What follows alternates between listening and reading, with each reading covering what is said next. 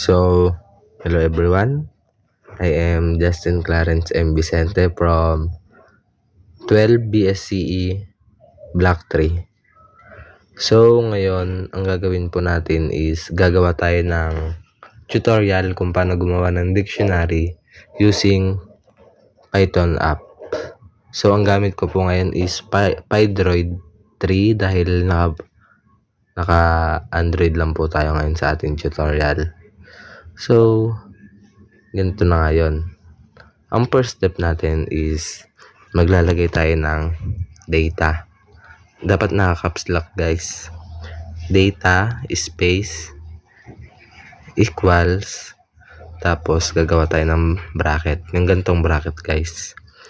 Tapos gagawin naman natin yung parenthesis, yung quotation mark ata yung tawag dito guys.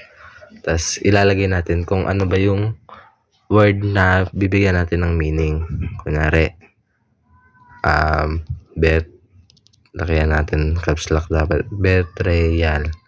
So yun guys, betrayal. Tapos pag nagawa natin yan, gagawa tayo ng colon, sabay maglalagay ulit tayo ng space, tapos quotation mark, tapos yung meaning niya. So base sa Google, ang meaning niya is the quality of aiding an enemy. So ayun na nga guys.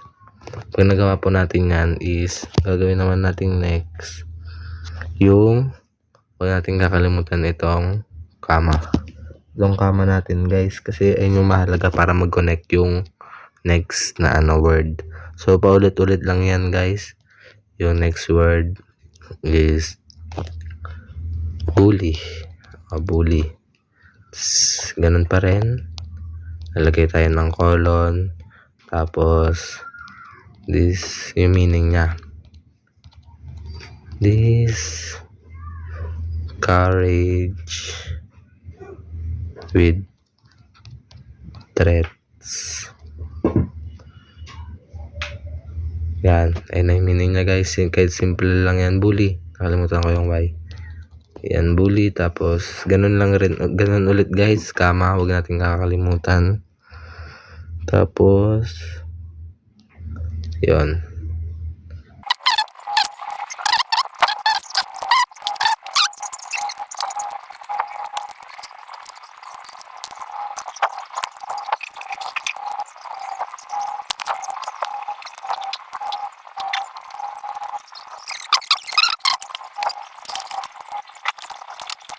Pagkatapos niyan, ilalagay naman natin tong bracket ulit.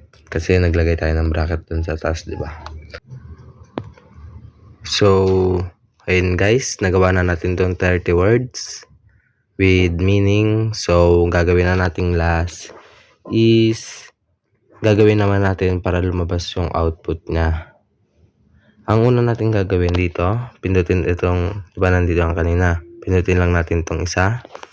Tapos, ilagay natin is A na maliit.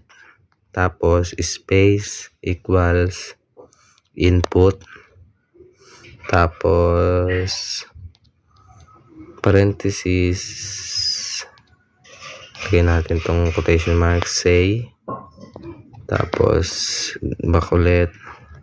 Pray na natin to. Ayan, back ulit.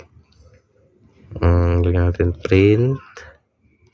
Data na malaki. Tapos itong close bracket na to, letter A.